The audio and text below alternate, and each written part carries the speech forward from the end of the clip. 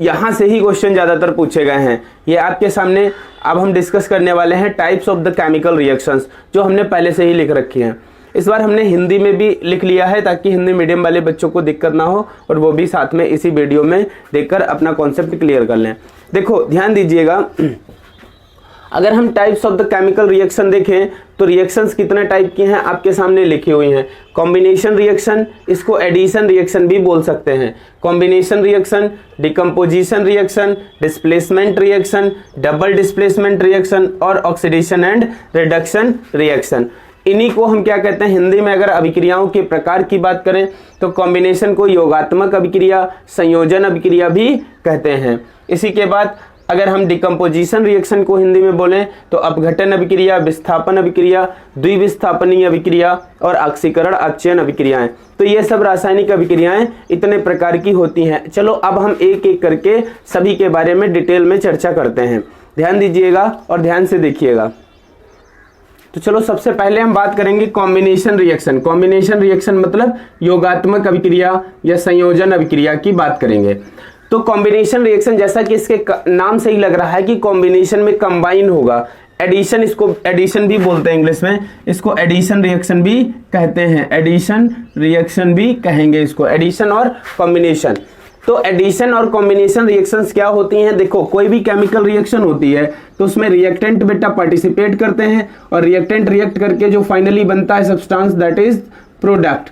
तो reactant involve होते हैं और जो आपस में रिएक्ट करके क्या बनाते हैं? प्रोडक्ट बनाते हैं। तो रिएक्टेंट इन्वॉल्व होने वाली स्पीसीज या सब्सटेंसेस हैं और प्रोडक्ट बनने वाली, यानी ये अभिकारक हैं, ये अभिकारक हैं और अभिकारक और ये उत्पाद हैं। ठीक है, तो अभिकारक जब क्रिया करेंगे तो फाइनली क्या बनेगा? उत्पाद बनेगा। तो अब ध्यान दीजिएगा, हम बात करेंगे कॉम्बिनेशन रिएक्शन की कि क्या होती हैं। देखो जब ऐसी केमिकल रिएक्शंस जिनमें दो रिएक्टेंट, दो या दो से ज्यादा रिएक्टेंट आपस में कंबाइन हो जाएं और एक सिंगल प्रोडक्ट देते हैं, ऐसी रिएक्शंस को हम क्या बोलते हैं? कॉम्बिनेशन रिएक्शन बोलते हैं। यानी ऐसे समझो to or more than two reactant, ये रिएक्टेंट होंगे और ये आपस में रिएक्ट करेंगे और वन प्रोडक्ट बनाएंगे, सिंगल प्रोडक्ट बनेगा। यहां पर क्या बनेगा? सिंगल प्रोडक्ट बनेगा। तो जब ऐसा हो कि to or more than two reactant आपस में कंबाइन करें और सिंगल प्रोडक्ट बनाएं, तो ऐसी केमिकल रिएक्शंस को हम क्या बोलेंगे? एडिशन रिएक्शन बोलेंगे, कॉम्बिनेशन रिएक्शन बोलेंगे। यानी अगर हम हिंदी में बात करें तो हिंदी में क्या होता है, अगर यहां पर लिखना चाहें लैंग्वेज लिख सकते हो, when two or more than two reactant combine together form single product then these reactions are known as the addition reactions लिख लेंगे। ठीक इसी प्रकार से जब दो या दो से अधिक अभिकारक पदार्थ आपस में क्रिया करके एक से अधिक, मतलब दो या दो से अधिक अभिकारक पदार्थ आपस में क्रिया करके एक सिंगल यानी एक उत्पाद का निर्माण करते हैं, तो ऐसी अभिक्रियाओं को हम क्या कहते हैं? ऐसी अभिक्रियाओं को हम योगात्मक अभिक्रिया कहते हैं। तो ध्यान दीजिए, ये आपके सामने इसकी डेफिनेशन लिखी हुई है। The reaction in which two or more than two reactant combine form single product known as the addition reaction. आप इसके आगे लिख सकते हो नोन एज। हिंदी में कहें तो वे अभिक्रियाएं जिनमें दो या दो से अधिक अभिकारक पदार्थ आपस में क्रिया करके एक उत्पाद का निर्माण करेंगे, उन्हें हम क्या कहेंगे? उन्हें हम योगात्मक अभिक्रियाएं कहेंगे। जैसे उदाहरण के लिए बात करें तो देखो, जैसे मान लेते हैं, हमें एक बात तो हमें पता है और हमें याद भी रखना बेटा, इंग्लिश मीडियम वाले भी हिंदी मीडियम वाले भी ध्यान देंगे, रिएक्टेंट को हिंदी में अभिकारक कहते हैं और रिएक्टेंट ही याद रखो, ज्यादा अच्छी बात है। रिएक्टेंट अभिकारक और उत्पाद प्रोडक्ट होता है, प्रोडक्ट इसको उत्पाद बोलते हैं।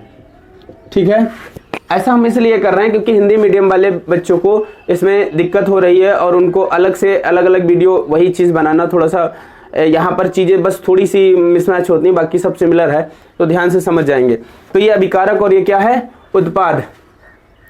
तो रिएक्टेंट रिएक्ट करेगा और प्रोडक्ट बनेगा। तो अब ध्यान दीजिए, जैसे इन अभिक्रियाओं में जैसे ये एक ए ले लिया और ये बी, ये दो हमारे पास रिएक्टेंट हैं, ये आपस में क्रिया करके एक सिंगल प्रोडक्ट सी बनाते हैं।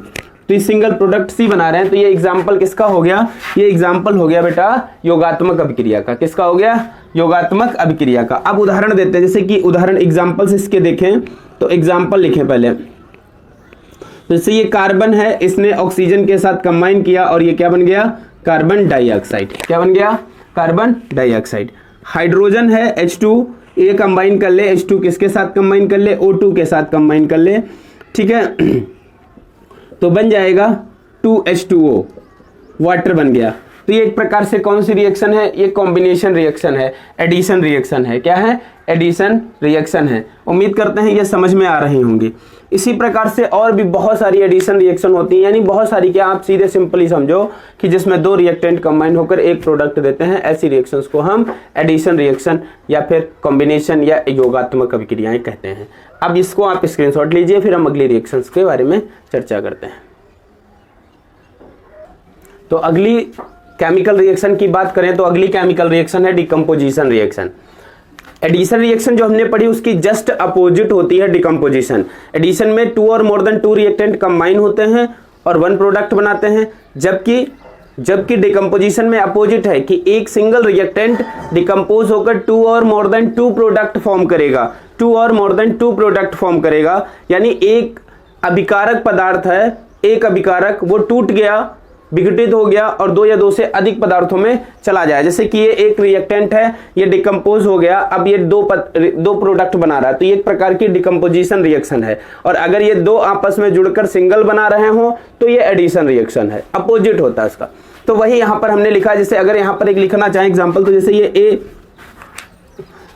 ए जो है, ये ए हमारा है रिएक्टेंट। क्या है, रिएक्टेंट। अब ये ए रिएक्टेंट जब जाएगा तो किस में जाएगा, ये प्रोडक्ट में जाएगा। तो ये पता लगे B + C में जा रहा है, तो ये बेटा क्या है, ये प्रोडक्ट है, ये क्या है, रिएक्टेंट। रिएक्टेंट आप पता है अभिकारक, और ये क्या है, उत्पाद। ठीक है, तो ये इस प्रकार से अगर हम देखें तो सिंगल रिएक्टेंट 2 और मोर देन 2 प्रोडक्ट में टूट रहा है। तो जब एक अभिकारक पदार्थ 2 या 2 से अधिक उत्पादों में टूट जाता है तो इसको हम क्या बोलते हैं, अपघटन या डिकम्पोजिशन रिएक्शन बोलते हैं। ध्यान दीजिए इसमें क्या लिखा है, the reaction in which a compound split into 2 और more simpler substances are known as decomposition reaction. जबकि हिंदी में लिखा है वे अभिक्रियाएं जिनमें एक अभिकारक 2 या 2 से अधिक उत्पादों में टूट जाता है अपघटन अभिक्रियाएं कहलाती हैं। लेकिन अब बात करते हैं आगे, ध्यान दीजिएगा। जैसे ये अपघटन अभिक्रियाएं तो हैं, ध्यान देना सभी लोग। अब सवाल ये उठता है कि डिकम्पोजिशन रिएक्शन में भाई ये डिकम्पोज होगा तो होगा किसी एक्सटर्नल फैक्टर के कारण अप्लाई करेंगे तभी तो ये डिकम्पोज होगा, अदरवाइज डिकम्पोज नहीं होगा। तो जिस एक्सटर्नल फैक्टर को अप्लाई करने पर ये डिकम्पोज होता है उसी के एक्सटर्नल फैक्टर के बेसिस पर इनको कैटेगराइज कर दिया गया है। तो ये बेटा 3 टाइप की होती हैं जनरली। एक होती है थर्मल डिकम्पोजिशन, एक होता है फोटोकेमिकल डिकम्पोजिशन, और एक होता है आप लोग सब लोग बहुत वो फेमस है जिसको हम बोलते हैं इलेक्ट्रोलिसिस। ठीक है, या हम कहें इलेक्ट्रिक डिकम्पोजिशन। तो ये इलेक्ट्रोलिसिस, ये 3 टाइप्स के होते हैं। तो अब हम इन्हीं पर डिस्कस करेंगे और उसी में इसके एग्जाम्पल लिख देंगे और वो एग्जाम्पल इसके भी हो जाएंगे। ठीक है, तो चलो आगे उसी पर डिस्कस करते हैं। तो अब हम बात करने वाले हैं थर्मल डिकम्पोजिशन की। तो थर्मल जैसा कि इसके नाम से लग रहा है, थर्मल का मतलब होता है कि बाई हीटिंग। अगर किसी भी सब्सटेंस को हीट किया जाता है और हीट करने पर वो डिकम्पोज हो जाता है 2 और मोर देन 2 सब्सटेंसेस, तो सच टाइप केमिकल रिएक्शंस को हम क्या बोलते हैं, थर्मल डिकम्पोजिशन रिएक्शंस। मतलब if any chemical reactions the substances decomposes by heating in 2 or more than 2 substances, then such type chemical reactions are known as the thermal decomposition reaction. It means when decomposition exists in the presence of heat, temperature, then the reactions are known as the thermal decomposition reaction. मतलब अगर कोई भी रासायनिक अभिक्रिया है उसको गर्म कर देंगे, हीट कर देंगे, उसको उष्मा दे देंगे और वो 2 या 2 से अधिक उत्पादों में टूट जाएगी, प्रोडक्ट में टूट जाएगी, तो ऐसी अभिक्रियाओं को या ऐसी रिएक्शंस को हम लोग डिकम्पोजिशन या थर्मल डिकम्पोजिशन या ऊष्मीय अपघटन अभिक्रियाएं कहते हैं। अब इसकी हमने हिंदी में लिख और लैंग्वेज लिख दी है, आप पढ़ सकते हैं, उसको पढ़ लेना, या चलो हम एक बार पढ़ देते हैं। When decomposition is carried out by heating known as thermal decomposition, आगे लिख देना, known as thermal decomposition, known as thermal decomposition, ठीक है, लिख देना आगे वो, known as thermal decomposition. Hindi में भी लिखा है, जब अपघटन ताप या ऊष्मा के द्वारा होता है तो ऐसी अभिक्रियाओं को ऊष्मीय अपघटन अभिक्रियाएं कहते हैं। अब उदाहरण देखो आपके सामने हमने लिख रखा है, जैसे कि फेरस सल्फेट दिया गया है, ये फेरस सल्फेट सॉलिड स्टेट में है, किस स्टेट में है, सॉलिड स्टेट में है, और ये ग्रीन कलर का है, कैसा है, ग्रीन कलर का। लेकिन जब हम इसको हीट करेंगे, जब हीट करेंगे, देखो कलर भी चेंज होता है हीट करने पर, तो वो डिकम्पोज हो जाएगा सब्सटेंस, तभी कलर चेंज होगा, या कुछ नए सब्सटेंस बन जाएंगे तभी वो अपना क्या करेगा, कलर या अपनी स्टेट या अपनी प्रॉपर्टीज को चेंज करेगा, ठीक है, एक प्रकार का केमिकल चेंज। तो ग्रीन कलर का है, इसको जब हीट किया जाएगा तो इसका डिकम्पोजिशन होगा, और डिकम्पोजिशन काहे में होगा, फेरिक ऑक्साइड और सल्फर डाइऑक्साइड में होगा। किसमें होगा, फेरिक ऑक्साइड और सल्फर डाइऑक्साइड में इसका डिकम्पोजिशन हो जाएगा।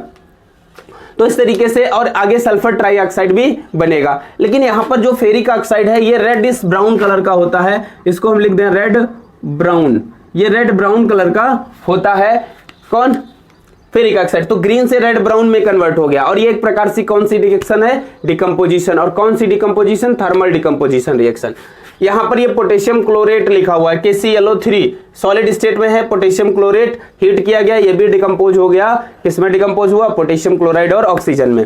बेटा हिंदी मीडियम वाले बच्चे भी इसको ऐसे ही लिखेंगे, ठीक है, नाम पोटेशियम क्लोराइड हिंदी में भी ऐसे लिख लेना, इंग्लिश में ऐसे लिखा, हिंदी में पोटेशियम क्लोराइड ही रहेगा और कुछ नया नहीं होगा।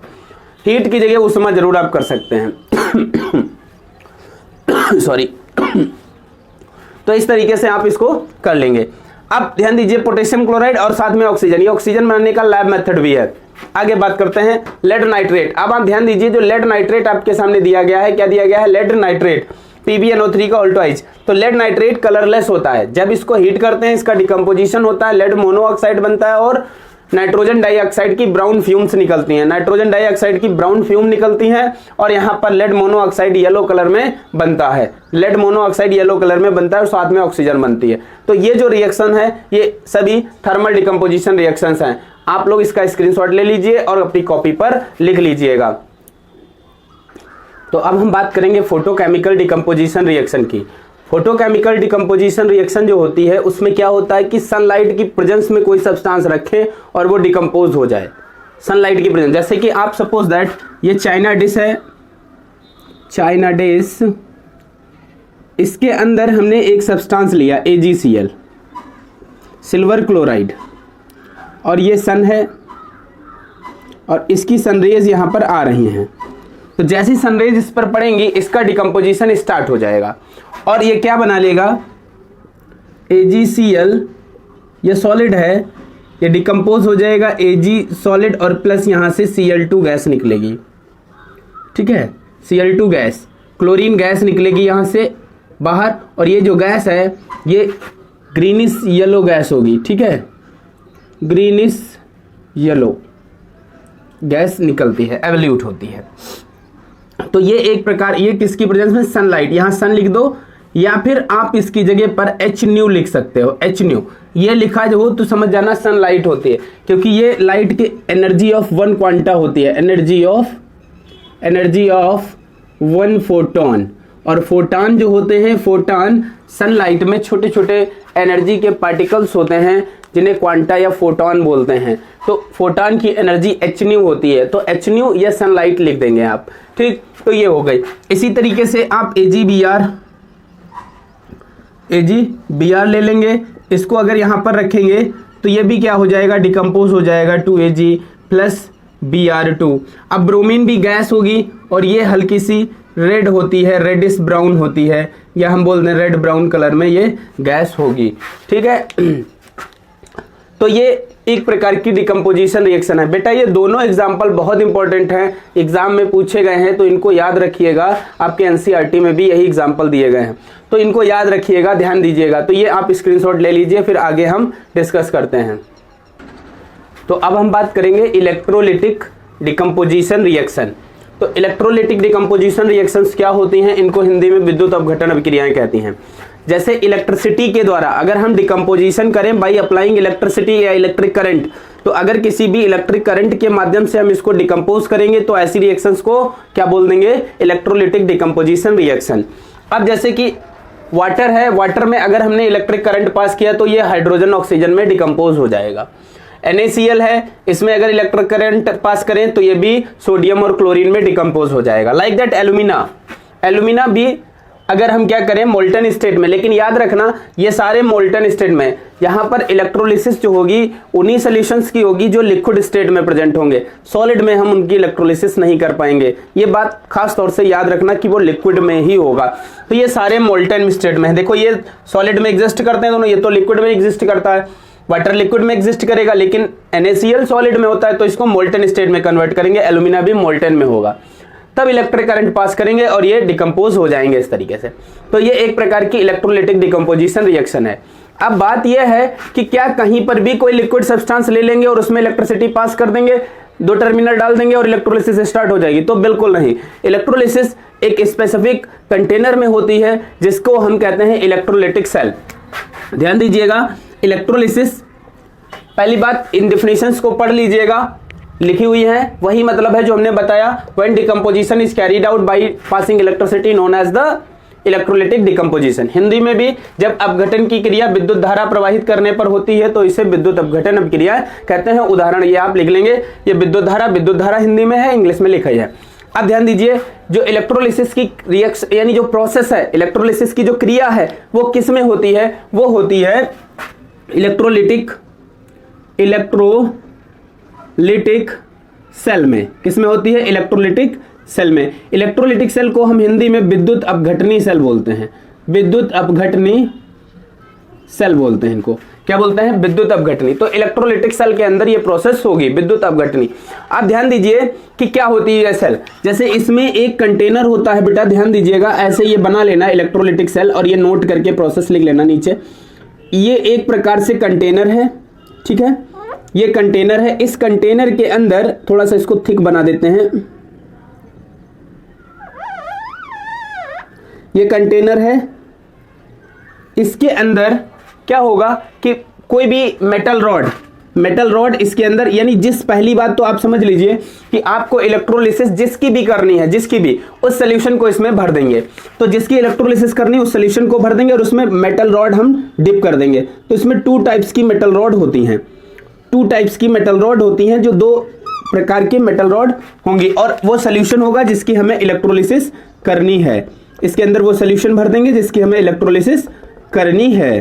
ध्यान दीजिएगा, इसके अंदर वो सोल्यूशन होगा जिसकी आपको इलेक्ट्रोलिसिस करनी है, ठीक है, ये सोल्यूशन भर देंगे। तो जो ये सोल्यूशन है जिसकी इलेक्ट्रोलिसिस करनी है वो सोल्यूशन को हम बोलते हैं इलेक्ट्रोलाइट। क्या बोलते हैं इनको, इलेक्ट्रोलाइट, जिसकी हमें इलेक्ट्रोलिसिस करनी है। अब इसमें 2 टाइप्स के टर्मिनल हैं, 2 टाइप्स के टर्मिनल है, यानी एक ये मेटल रॉड है, ये भी, ये कोई भी मेटल रॉड होगी, मेटल रॉड, इसको मेटल रॉड बोलेंगे। क्या है ये, कोई भी मेटल रॉड होगी। एक मिनट जरा कैमरा सही कर दो, ये मेटल रॉड है, क्या है ये, मेटल रॉड। तो ये एक मेटल रॉड है, एक ये मेटल रॉड है। अब इसमें एक मेटल रॉड, आप लोगों के घरों में बड़ा सा बैटरा रखा होगा, इन्वर्टर में जो कनेक्ट होगा, और छोटी बैटरियां भी होती हैं, उनमें 2 टर्मिनल होते हैं, एक होता है प्लस, एक होता है माइनस, ग्रीन और रेड होता है, ब्लैक काला और लाल होता है कि नहीं होता है टर्मिनल। तो एक होता है ग्रीन और एक होता है रेड, कहीं कहीं ब्लैक और रेड भी होता है। या फिर हम कहें कि उसमें बस मेन चीज याद रखो, पॉजिटिव निगेटिव प्लस माइनस से होते हैं कलर कोई भी हो, प्लस माइनस, ध्यान दीजिएगा। ऐसे ही इसमें भी 2 टर्मिनल होंगे, एक होगा प्लस, ऐसे ही जैसे उसमें 2 आउटपुट बाहर होते हैं, ऐसे ही इसमें भी 2 मेटल रॉड बाहर की ओर निकली होती हैं, टर्मिनल्स होते हैं जिनमें हमें इलेक्ट्रिसिटी या वायर कनेक्ट करने होते हैं। जैसे कि उसमें वायर कनेक्ट करते हैं चार्ज करने के लिए या उससे इलेक्ट्रिसिटी लेने के लिए। इसी तरीके से वो भी एक प्रकार की इलेक्ट्रोलिटिक सेल कह सकते हो, उसमें लेकिन वो इलेक्ट्रोलिटिक नहीं, वो बेटा थोड़ा इंटर में आएंगे तब आपके कॉन्सेप्ट क्लियर करेंगे। वो ऐसी सेल है जो मतलब दोनों प्रोसेस करती है, इलेक्ट्रिसिटी को आपकी केमिकल एनर्जी में कन्वर्ट करती है और केमिकल को इलेक्ट्रिसिटी में, लेकिन ये सिर्फ इलेक्ट्रिसिटी को केमिकल एनर्जी में कन्वर्ट करेगी, not chemical energy into the electric energy. फिलहाल वो आप हायर क्लास में पढ़ेंगे। अभी ध्यान दीजिए, तो 2 टर्मिनल लगे हुए हैं, एक इसमें होगा पॉजिटिव, एक होगा जिसको हम पॉजिटिव बोलेंगे और एक होगा जिसको हम निगेटिव बोलेंगे। ठीक है, तो जो पॉजिटिव होता है, पॉजिटिव को हम लोग बोलते हैं एनोड। पॉजिटिव को क्या बोलते हैं? एनोड। और निगेटिव को क्या बोलते हैं? कैथोड।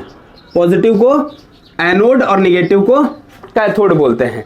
ठीक, और जैसे ही इसमें हम इलेक्ट्रिसिटी पास करते हैं, इलेक्ट्रिसिटी पास करने पर इनमें इलेक्ट्रोलिसिस होने लगती है और कैथोड एंड एनोड पर अलग अलग टाइप के प्रोडक्ट बनना स्टार्ट हो जाते हैं। तो ये एक प्रकार की इलेक्ट्रोलाइटिक सेल थी। ठीक है, और इनको पता है जो कैथोड और एनोड होते हैं, यानी याद रखना कैथोड कैसा होता है? निगेटिव, और एनोड पॉजिटिव। इन दोनों को याद रखना इलेक्ट्रोड भी बोलते हैं। इलेक्ट्रोड क्या बोलते हैं? इलेक्ट्रोड। तो ये एक प्रकार से इलेक्ट्रोड है। क्या है ये इलेक्ट्रोड है। क्या है ये? इलेक्ट्रोड। तो उम्मीद करते हैं ये समझ में आ गया होगा। और ये डिकम्पोजिशन रिएक्शन भी। ठीक, इनको बेटा याद रखना। हिंदी मीडियम वाले बच्चे सोच रहे होंगे सर हम क्या कहेंगे, तो इसको कैथोड और एनोड ही कहना। वैसे हिंदी में बहुत अजीब है, प्लस को धनोद, एनोड को धनोद और कैथोड को ऋणोद बोलते हैं, जो थोड़ा सा अजीब लगता है। आप यही कैथोड एनोड ही याद रखोगे और यही टर्म किताबों में भी यही लिखा होता है, हिंदी मीडियम में भी। तो कैथोड एनोड करके ही याद रखेंगे। ठीक, तो ये इसका स्क्रीनशॉट लीजिए। तो हम लोग पीछे डिकम्पोजिशन रिएक्शन पढ़ लिए हैं, अब हम बात करेंगे डिस्प्लेसमेंट रिएक्शंस की। देखो डिस्प्लेसमेंट रिएक्शन क्या होती हैं। डिस्प्लेसमेंट का मतलब होता है डिस्प्लेस कर देना, हटा देना उसको। डिस्प्लेस करने का मतलब उसको वहां से हटा देना और उसकी जगह पर खुद चला जाना। जैसे कोई मेटल है, साल्ट के अंदर प्रेजेंट है, उसको हटाकर कोई दूसरा उसकी जगह पर आ जाए। जैसे एग्जांपल के लिए हम समझते हैं, जैसे कि ये कोई XY एक एलिमेंट है या कंपाउंड है XY, जिसके अंदर अगर मैं बात करूं तो एक एलिमेंट X है और एक Y है। इसमें अगर हमने A एलिमेंट डाल दिया है तो वो A क्या करे, अब बन गया AY और X को इसने यहां से हटा दिया। ठीक है, समझना बात को। मतलब कि X रिप्लेस्ड बाय A, यहां पर देखिए तो रिप्लेस हुआ या नहीं हुआ।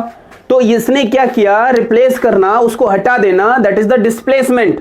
उसी को प्रतिस्थापन बोलते हैं। उसको वहां से हटा देना और खुद वहां पर चला जाना, तो प्रतिस्थापन या विस्थापन भी उसको बोल सकते हैं। तो ये एक प्रकार की विस्थापन अभिक्रिया या प्रतिस्थापन भी कह सकते हो। ठीक है, तो रिप्लेस्ड बाय ए, तो ये प्रतिस्थापन अभिक्रियाएं होंगी, यही इसमें हमने लिखा है। लेकिन बात यह है कि जो x और a को कंपेयर करें कि a x को क्यों हटाएगा, तो याद रखना कि यहां पर अगर कंपेयरिंग की जाए a एंड x में, तो A इज मोर रिएक्टिव, ये मोर रिएक्टिव होना चाहिए जिसको हटा रहा है उससे, और ये लेस रिएक्टिव होगा। मतलब ये अधिक क्रियाशील होगा और ये कम क्रियाशील होगा। जो अधिक क्रियाशील होता है वो कम क्रियाशील को उसके लवण से उस वहां से हटा देगा। समझ में बात आई या नहीं? बात को समझो। हमने क्या लिखा है, the chemical reaction in which more reactive element displace less reactive element from its salt. तो मोर रिएक्टिव डिस्प्लेस कर रहा है लेस रिएक्टिव को, अर्थात हिंदी में वे रासायनिक अभिक्रियाएं जिनमें अधिक क्रियाशील तत्व कम क्रियाशील तत्व को उसके लवण से हटा देता है, प्रतिस्थापित कर देता है, विस्थापित कर देता है, ऐसी क्रियाओं को हम प्रतिस्थापन अभिक्रियाएं कहते हैं। इसके आगे आप लिख लोगे प्रतिस्थापन अभिक्रियाएं कहलाती हैं, नोन एज डिस्प्लेसमेंट रिएक्शन, वो लिख लोगे अपने आप। ठीक है, अब कुछ इसके एग्जाम्पल्स लिखते हैं, ध्यान से देखिएगा। तो ये देखिए, ये रिएक्शंस कुछ लिखे, जैसे ये आयरन है, सॉलिड स्टेट में है आयरन। अब कॉपर सल्फेट है, कॉपर सल्फेट का जो एक्वस सॉल्यूशन होता है वो ब्लू कलर का होता है, ब्लू कलर का। अब इसमें जैसे ये डालेंगे तो ये कॉपर को हटाएगा और आयरन यहां पर आ जाएगा और बन जाएगा फेरस सल्फेट बन जाएगा और यहां से कॉपर प्रेसिपिटेटेड हो जाएगा। तो ब्लू कलर जो होता है वो due to the presence of copper ion, तो कॉपर आयन के कारण होता है ब्लू कलर, और कॉपर यहां से प्रेसिपिटेट हो गया Cu में, तो क्या होगा कि इसका ब्लू कलर डिसअपीयर हो जाएगा। ब्लू कलर क्या हो जाएगा, डिसअपीयर हो जाएगा। हालांकि ये एक प्रकार की डिस्प्लेसमेंट रिएक्शन है, आप समझ रहे होंगे, लेकिन यहां पर क्या हो रहा है कि आयरन कॉपर को हटा रहा है जिससे कॉपर सल्फेट का ब्लू कलर डिसअपीयर हो रहा है। तो हो सकता है ये क्वेश्चन आ जाए कि what happen when iron nails are added into the aqueous solution of copper sulphate, तो उसका ब्लू कलर डिसअपीयर हो जाएगा। क्यों हो जाएगा, आप यही रिएक्शन लिख देंगे और उसका रीजन बता देंगे, because copper is less reactive than iron and that's why it substituted by iron and get precipitated in the solid form of copper and disappear its blue colour. ठीक है, अब इस तरीके से आप ये लिख लेंगे। इसी तरीके से ये भी दिया गया है, इसको भी आप देख सकते हैं कि जिंक है, ग्रेनुलर जिंक और हाइड्रोजन सल्फेट या सल्फ्यूरिक एसिड के अंदर अगर हम इसको डाल देते हैं तो क्या होगा, यहां से हाइड्रोजन हट जाएगा और जिंक सल्फेट बन जाएगा, हाइड्रोजन गैस एवोल्यूट होगी। तो ये हाइड्रोजन बनाने का लैब मेथड भी है। और H2SO4 you know king of chemicals, H2SO4 को किंग ऑफ केमिकल्स भी कहते हैं। तो ये एक प्रकार की डिस्प्लेसमेंट रिएक्शंस थी, समझ में आई होंगी। अब हम इसके बाद अगला टॉपिक लेंगे डबल डिस्प्लेसमेंट रिएक्शन। तो अब हम बात कर रहे हैं डबल डिस्प्लेसमेंट रिएक्शंस की। देखो बेटा, डबल डिस्प्लेसमेंट रिएक्शंस में क्या होता है, जैसे कोई भी सब्सटेंसेस हैं, जैसे यहां पर समझ लीजिए, जैसे ये AB है और ये CD है और ये रिएक्टेंट हैं दो, तो इनमें आयंस का एक दूसरे के साथ म्यूचुअल एक्सचेंज हो जाएगा। म्यूचुअल एक्सचेंज का मतलब होता है कि मान लिए B यहाँ पर C की जगह गया तो C ये अब फिर से क्या आ जाएगा, A की जगह पर आ जाएगा और फाइनली बन जाएगा AC प्लस BD। तो ये एक प्रकार का हुआ म्यूचुअल एक्सचेंज। क्या हुआ, ये म्यूचुअल एक्सचेंज हुआ, यानी एक दूसरे का विनिमय हो गया, आपस में परिवर्तन। तो जब म्यूचुअल एक्सचेंज से न्यू सब्सटेंसेस बनते हैं तो ऐसी केमिकल रिएक्शंस को हम क्या बोलते हैं, ऐसी केमिकल रिएक्शंस को डबल डिस्प्लेसमेंट रिएक्शन बोलते हैं। अब ध्यान दीजिएगा आप लोग कि यहां हमने लैंग्वेज क्या लिखी है, a reaction in which new compounds are formed by the mutual exchange of ions between two compound are known as the double displacement. वही हिंदी में लिखी है, ऐसी रासायनिक अभिक्रिया यानी वे रासायनिक अभिक्रियाएं जिनमें आयनों के विनिमय से नए पदार्थों का निर्माण होता है, क्या कहलाएंगी, द्विप्रतिस्थापन अभिक्रियाएं कहलाएंगी। यहां लिखना भूल गए, द्विप्रतिस्थापन अभिक्रियाएं कहलाएंगी। इनको बेटा विस्थापन भी कह सकते हो आप, क्या कह सकते हो, विस्थापन भी कह सकते हो। ठीक, तो ये याद रखिएगा, समझ में आया। अब एग्जाम्पल मैंने लिखा, जैसे ये सोडियम सल्फेट है, क्या है, सोडियम सल्फेट।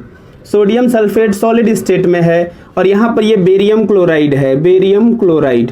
ठीक, इनके नाम भी लिख लीजिएगा जरूर, बेरियम क्लोराइड। और यहाँ जब ये रिएक्ट कर जाते हैं तो बेरियम सल्फेट बनता है, बेरियम सल्फेट, बेरियम सल्फेट और सोडियम क्लोराइड बनता है, सोडियम क्लोराइड, बेरियम सल्फेट और सोडियम क्लोराइड। बेरियम सल्फेट जो होता है इसका व्हाइट प्रेसिपिटेट बनता है, व्हाइट प्रेसिपिटेट बनता है। ठीक है, पीपीटी बोलते हैं प्रेसिपिटेट, और डाउनवर्ड एरो से रिप्रेजेंट करते हैं। सफेद अवक्षेप बनता है। ठीक, इसलिए इस रिएक्शन को प्रेसिपिटेशन रिएक्शन भी कहते हैं, प्रेसिपिटेशन रिएक्शन। और इसमें अगर आप ध्यान दीजिए तो इसमें म्यूचुअल एक्सचेंज हो रहा है। जैसे ये कहें तो ये BaSO4 आपस में रिएक्ट करके BaSO4 बना रहे हैं और सोडियम ये इसके साथ चला गया। तो मतलब ये इसने, अगर हम कहें कि इसका आयन इसको लेकर गया, या हम ऐसे बोलें सोडियम,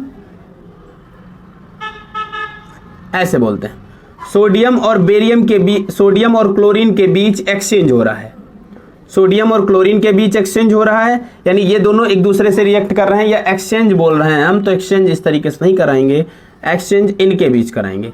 मतलब ये यहां पर आ गया और वो वहां पर चला गया, तो इनके बीच में एक प्रकार का एक्सचेंज हुआ है, एक्सचेंज। ठीक है, एक्सचेंज, ये एक्सचेंज हुआ है। तो ये एक प्रकार का म्यूचुअल एक्सचेंज से न्यू सब्सटेंसेस वहां पर बने हुए हैं। तो ऐसी केमिकल रिएक्शन को हम डबल डिस्प्लेसमेंट रिएक्शन, इसका और भी एग्जांपल आप लिख सकते हो। जैसे ये NaCl है, NaOH, sodium hydroxide, hydrochloric acid ले लिया, इसकी रिएक्शन कराएं तो इनमें आप म्यूचुअल एक्सचेंज करा दीजिए, इन दोनों के बीच एक्सचेंज करा दीजिए, यानी ये उधर चला जाए, ये इधर आ जाए। तो क्या बन जाएगा, ये बन जाएगा NaCl प्लस H2O। तो ये जो रिएक्शन है, ये रिएक्शन भी क्या हो जाएगी, ये रिएक्शन भी आपकी डबल डिस्प्लेसमेंट रिएक्शन हो जाएगी। तो चलो आज इतना ही रखते हैं, बाकी हम अगले लेक्चर में पढ़ेंगे। और इसका स्क्रीनशॉट ले लीजिए। और मैं इतना बता दूं कि आज मैंने जो पढ़ाया है ये बहुत बहुत बहुत इंपॉर्टेंट है। ऐसा ही कुछ हो, नहीं तो यहाँ से यूपी बोर्ड में और अदर स्टेट बोर्ड में सीधे सीधे क्वेश्चन पूछे जाते हैं। इसलिए आप इस टॉपिक को मिस मत करिए और बहुत ही कम शब्दों में, साधारण लैंग्वेज में, सिंपल लैंग्वेज में हमने आपको समझाने का प्रयास किया है। अच्छे से पढ़िए और ध्यान से इसको, और ये सारी कॉपी पर नोट डाउन भी कर लेंगे तो ज़्यादा अच्छा रहेगा। ठीक है, चलो फिर नेक्स्ट वीडियो में मिलते हैं। Thank you.